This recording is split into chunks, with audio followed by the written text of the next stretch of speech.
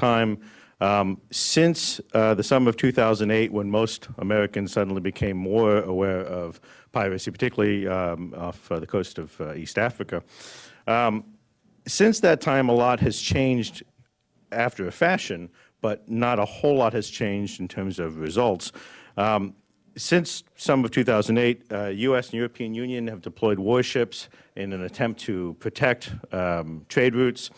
So initially, August 2008, Combined Task Force 150, a multinational coalition, sort of swooped in. Now Task Force 151, same basic group with a few extra nations throwing their support in. So at any given moment, there's probably between 15 and 20 warships policing the area.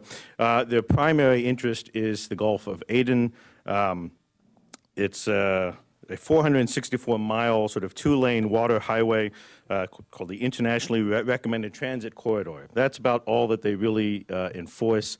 And they're quite good at it. It's, by their own accounting, they consider themselves qualified success in that they have never had any ship, any ship that they're convoying from place to place harassed on their watch, which is pretty good. But it also means, of course, that the actual incidence of piracy has increased. It's just increased outside of where they're bothering to patrol. The area itself is massive. It's sort of on the order of like 5 Texases. I mean, it's big. It's a lot of nautical miles. And so it's tough. There's 33,000 ships roughly on an annual basis that go through. And this is a really crucial trade route. At least 10% at least 10% of all petroleum that gets shipped out of the Gulf of Arabia at some point is within striking distance. So it's a huge issue for national security just at that level. And of course, the piracy from Somalia is, off the coast of Somalia, is sort of the most crucial aspect of this for a couple other reasons, which I'll get into in a second. One other thing that is worth highlighting, besides just this armada, if you will, this coalition of, again, 15 to 20 warships, the UN has passed various resolutions in order to try and beef up an international legal component to this so that these guys can be confronted and fought off. So there's no territorial claims off Somali water anymore for this kind of thing. And this is all sort of the nomenclature of international organizations. It's mostly a lot of bureaucracy, but they've done their best to try and alleviate that so that Western nations, if they so chose, could actually fight the pirates, which mostly they do not do. The primary interest is protection. And besides the governmental aspects of this, most of the major shipping companies, of course, have hired private security. Some of this is good, some of this less good. Rather famously, Heart Security, one of the many UK security groups involved, when a local group in Puntland had tried to beef up their ability to push off the pirates, Heart Security came in and trained a bunch of these guys in how to, go after ships and use GPS and all that kind of thing. And little by little, they all melted away and became pirates, which is partly why the technology is particularly good and the ability of some of these pirates is particularly keen. So, it's like I say, it's got some positives and negatives. The other aspect, of course, which gets a little more press is the alleged policy of catch and release, which the U.S. maintains firmly is not its policy. But very recently, all through this time, there has been, in fact, catch and release in effect for most of the pirates that they apprehend. Catch and release simply means that when they capture these guys, they'll do their best to destroy their ability at that moment to continue piracy. So they'll sink a mothership if they happen to see a mothership. Mothership being a larger warship from which they will be able to go into much deeper waters, and then they have all these little skiffs and motorboats that they can then jump into and attack. So U.S. or Dutch or what have you, they will, if they encounter, they will sink the mothership, remove all the guns, remove all that stuff, and set them back afloat in the skiff, usually with provisions to make it back to shore. Usually more than sufficient provisions, so we want them to be safe and all that. Yeah, this is how we're dealing with piracy. You can imagine if we were dealing with muggers in this way, or any other criminal activity. But unfortunately, it's not solely a matter of criminal activity. So besides this catch and release issue, there's the other problem of what do you do when you do catch them. So European Union directives are such that if Europeans capture these guys, they can immediately seek, so they fear, political asylum, which none of them have any interest in allowing. Another reason why they're keen not to have them under custody for very long. So the primary sort of fallback position is dump it on Kenya. They're trying to find friendly nations in the region who have some legal infrastructure and the court system and the whole bit. So they've been dumping all these cases on Kenya. It's terribly expensive. Kenya doesn't have nearly the legal apparatus for it. And so recently Kenya said no. And everyone's kind of stuck with, okay. So the U.S. has captured a few that they are, in fact, going to prosecute, they say. The most famous one after Captain Phillips was rescued, and there was the one kid who was pulled off to New York, and all this back and forth about is he of legal age and this and that, et cetera. They're still building the case. It's been over a year, still building the case. Millions of dollars have already been spent. They may or may not be able to convict. The incidence of prosecution is not nearly as convincing that this is the way to deal with pirates, nor are the conviction rates anything like what they should be, which leads to another part of the quandary here. The official position of most of the governments of the West, particularly of the United States, is that these guys are just criminals, nothing to do with terrorism, nothing to see here, don't worry about it. That's not, there's no evidence of this. And that's their position. And they also feel like what they're doing, while it's not ideal because it's so large a space, it's working, they're having some effect. Give you an idea how well it's working. 5 years ago, the maximum range of the pirate attacks was 165 nautical miles. Right now, it's estimated about 1,200 nautical miles. So in 5 years, this terrific Western display of force has clearly cowered these guys into not doing anything.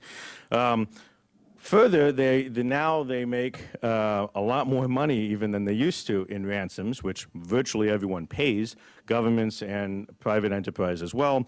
For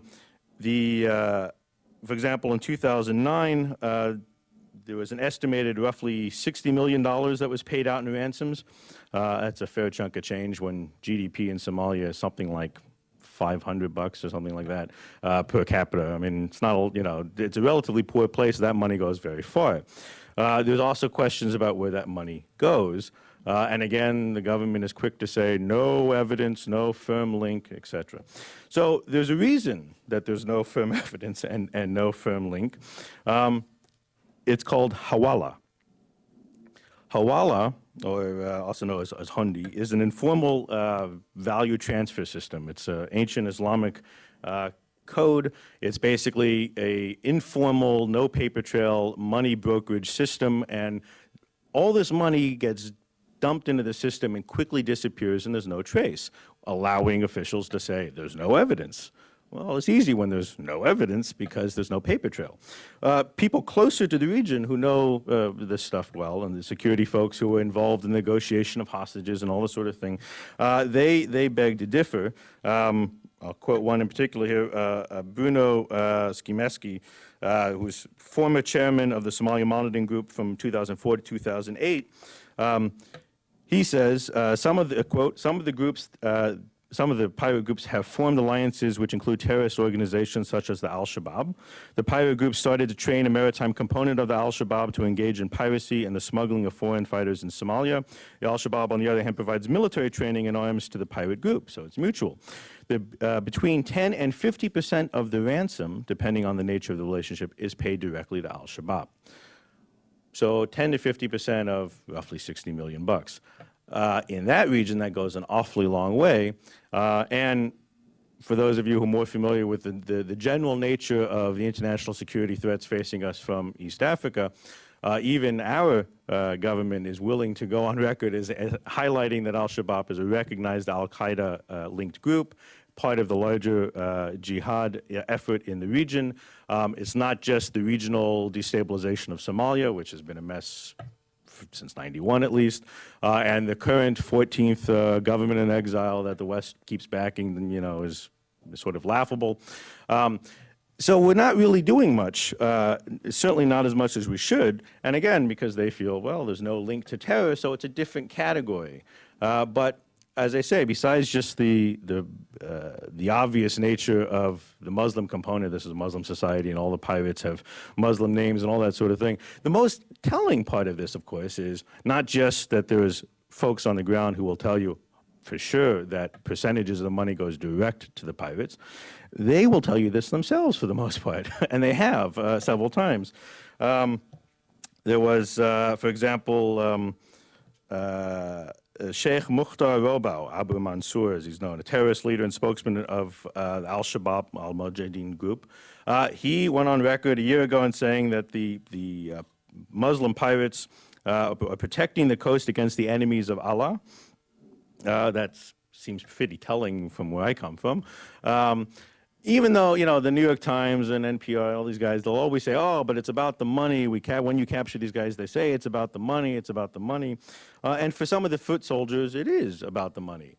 But they're just foot soldiers. And when you ask them in more pointed questions about, well, what do you mean it's about the money? That's when they start to say what their cut is and how it moves up the chain and how it goes back on land. And then very quickly, the tribal chieftains get involved. And then once again, you see the terror connection. It's pretty clear. But again, don't take my word for it.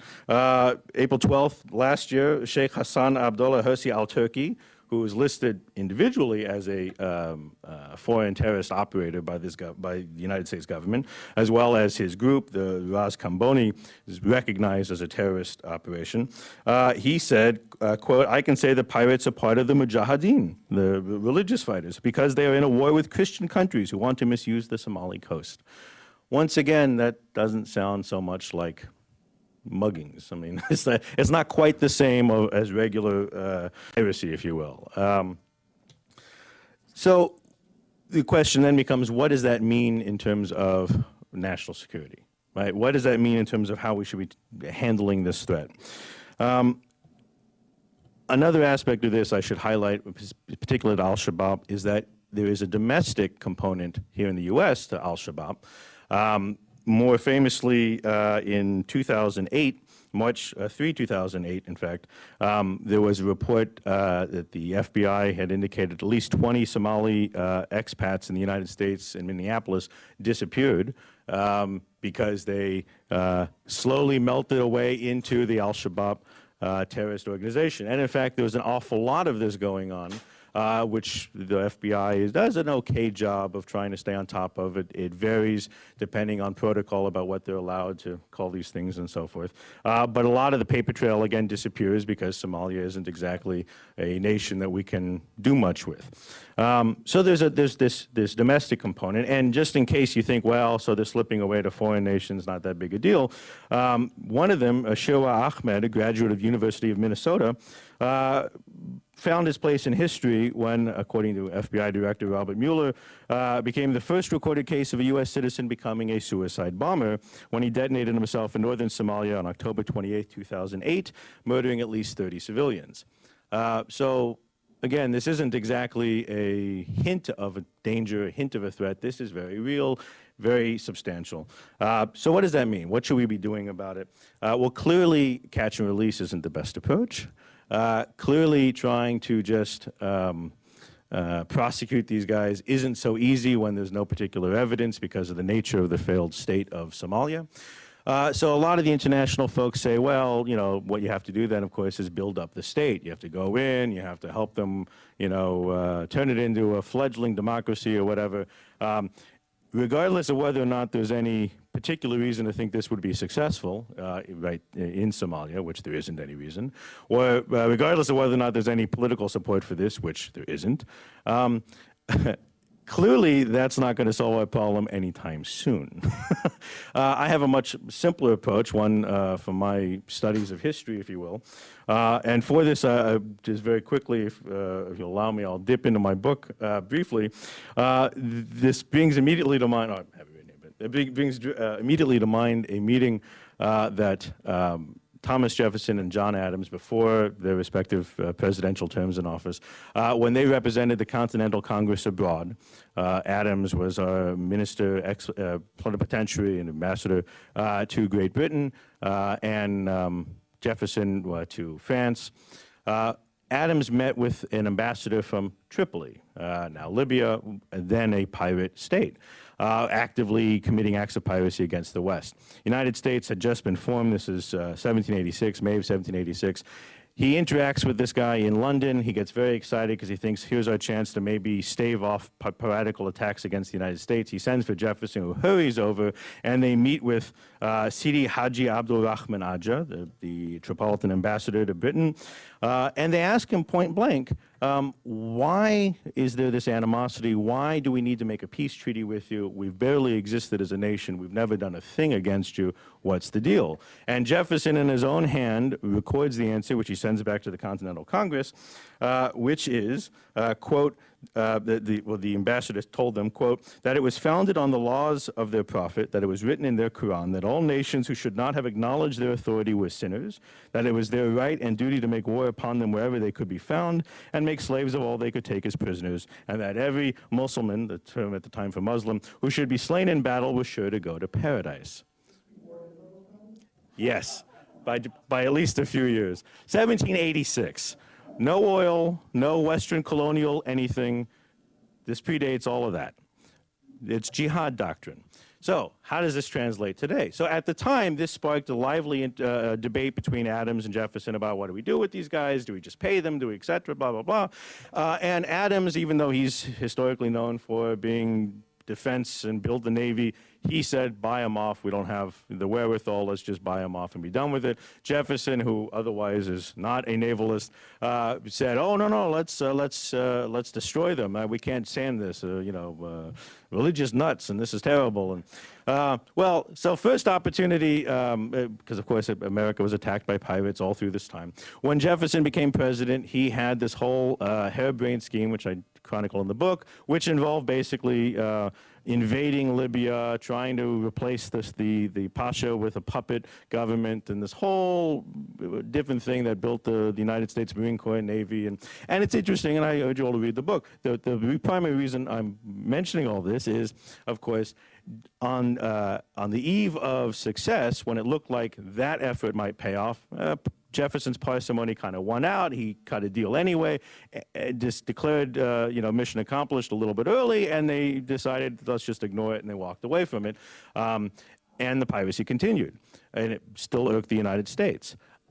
After the War of 1812, after we're finally done fighting the British, Treaty of Ghent is ratified, James Madison, then now president, who had been Secretary of State, he said, this pirate stuff, we've had enough.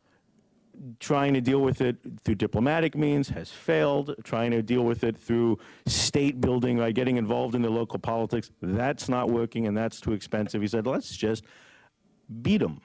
And he goes to Congress and asks for a declaration of war. Congress gives it to him, and he did just that. Stephen Decatur went in and at the cannon's mouth ended piracy.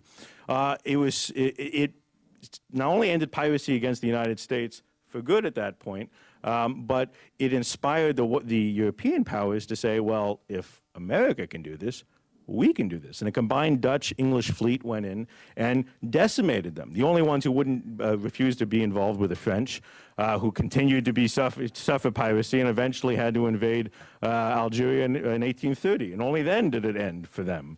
And they inherited their own problems. So in terms of how to deal with this now, what we should be doing, whether it's official or not, there's different, I'm no legal expert when it comes to international law about what we should and should not be declaring, but what we should be doing is killing them. Right? This isn't rocket science. Right? Everyone says, well, if you just raise the cost of piracy, it'll deter them. Well, clearly, right, policing doesn't do it, and we don't have the means, even with the drones and the whole bit. It's way too large a space for the money involved. Prosecuting them clearly isn't going to work either, because you can't even build a case when there's, it's all based on hearsay because of, the money system they have. But word travels fast when they die. It's funny how that works, right? And if they know that if they engage in a U.S. warship or engage U.S. interests, that they'll get shot at, and not with the aim of disarming their vessel, but with the aim of killing them, if nothing else, they'll stop attacking American flagged vessels. Won't be that long before they begin to realize, actually, this whole game isn't what it's cracked up to be. And they'll stop. I mean, this isn't rocket science. At a certain point, even though this is sort of basic, maybe third world criminology, but, punishment has an effect. Given the context of the war on terror, this is actually a fairly easy one for us to affect. And it will totally disarm al-Qaeda in the region. This will totally stop the flow of cash through this channel, putting it back into the realm of things that we can follow, where we actually can have a money trail and we can start to target and go after the bad guys who are involved in real banks with real money, rather than all these kind of ransom payoffs and black market stuff, which there is no record for.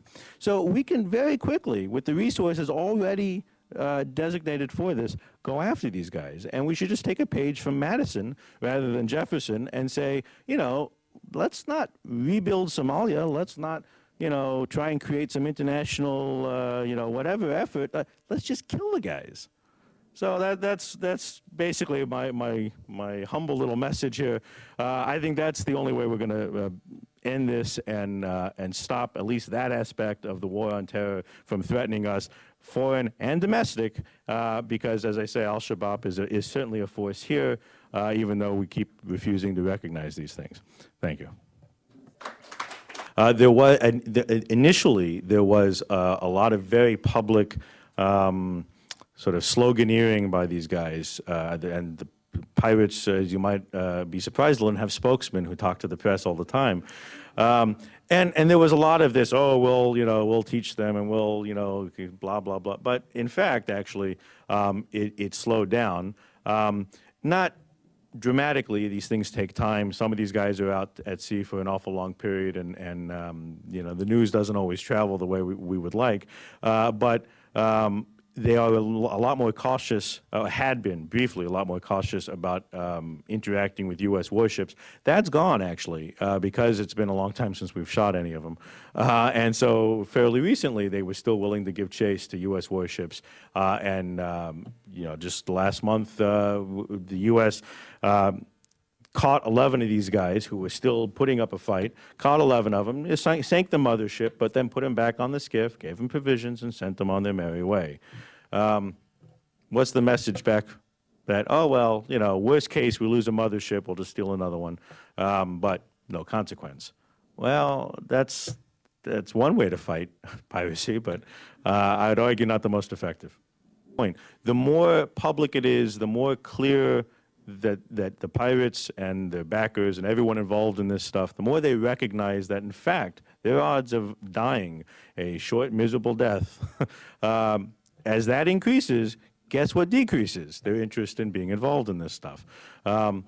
It's a pretty simple calculus. Not all of them, obviously, jihad warriors, they're going to go to paradise, but it's a lot more difficult to convince the foot soldier, perhaps the kid who's 16, who's never had a moment of real government since Somalia has been a basket case since '91.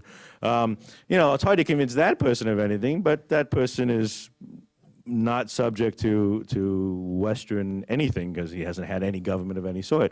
But survival instinct is still pretty strong.